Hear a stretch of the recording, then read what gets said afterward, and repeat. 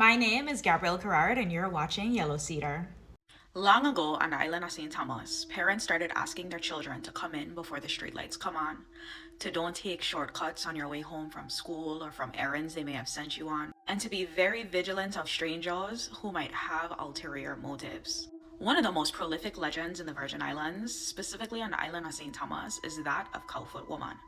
And when you talk to different people, everybody has a different variation of the story, where she used to live, what her motive operandi was, even down to what she had looked like. Now, the story I've heard is that Cowfoot Woman was a little old lady who was working on a meatpacking plant, and a catastrophic accident led to the amputation of one of her feet. And in order to maintain mobility, a cow hoof was sewed on to where that foot used to be, and that is how she continued on in the rest of her life. After the accident happened, the children were very mean to her, and they would throw stones and they would make fun of her, they would call her names and treat her very horribly. And so she ended up developing a very deep disdain for the children on St. Thomas. When it was time and she passed away, her spirit was at such a place of like disease and disgruntledness that she couldn't rest at her final resting place, and so she ended up becoming a Jumbi who would avenge her honor against the children that made fun of her. And thus, the legend of Cowfoot Woman is born. Now, I find the legend of Cowfoot Woman to be one that has created a lot of intrigue within our community, as people have a lot of questions because the story in and of its nature is very ambiguous. Where she come from, who her family was, where she used to live, etc., etc. And so it sent me down a whole slew of research about Cowfoot Woman because I wanted to come to you with information about who she be. And what I've settled on, based off of research, is that it seems like the first murmurings of Cowfoot Woman started anywhere between the 50s and the 70s on the island of St. Thomas. And per all of the information I've been able to gather from the elders, it doesn't seem like Cowfoot Woman was from here. It seems like she may have been an immigrant from another Caribbean island.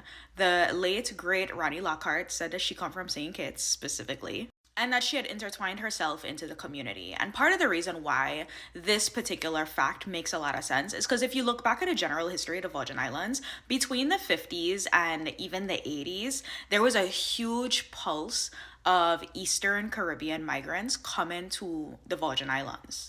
At this point in time, we're trying to bolster a budding tourism industry, and we don't have enough people in the population to support the infrastructure of that tourism industry. And so there was a lot of things put in place that made coming to the Virgin Islands a very seductive offer, as well as the fact that there was an easier road to citizenship.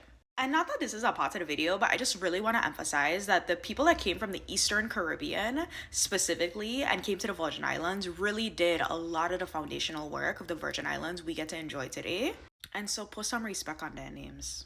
So, in doing my research for Cowfoot Woman, I noticed that there was another legend that was a part of the Eastern Caribbean diaspora of entities that was strikingly similar to our version of Cowfoot Woman, except her name is La Jablesse. And you can find La Jablesse legends all over the Eastern Caribbean, especially in the islands that have a very strong French influence. Now, the story of La Jablesse is slightly different in that it's a younger woman. She's very, very good up, okay? The body looking good. And she's a temptress. And instead of her fixation on children, like we see with Cowfoot Woman, she actually is fixated on men and bringing men to their demise.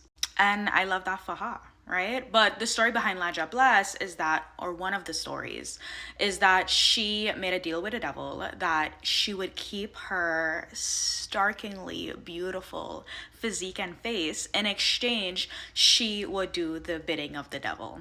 And that bidding just so happens to be she offs men. And in the legend of La Jablesse, she is perceived as a Jumbi. And so because she's a Jumbi, there are different things you can do to keep her away. You could turn your clothes inside out. You could walk backward into your house, the grains of rice by the windowsill, etc., etc. Now, my final theory about this Cowfoot Woman La Jablesse pipeline is that when the people of the Eastern Caribbean were immigrating here, they brought their customs, they brought their belief systems, and they brought their legends. And so they brought the legend of La Jablesse to the Virgin Islands, and this legend morphed into a Virgin Islands-centric legend. And I think that stories like this are really important because it shows the interconnectedness we experience as people who are a part of an island that exists in the Caribbean region, but also the fact that we, as Virgin Islanders, have always had a level of creativity in taking customs and also making them our own. My name is Gabrielle Querrard, and you're watching Yellow Cedar.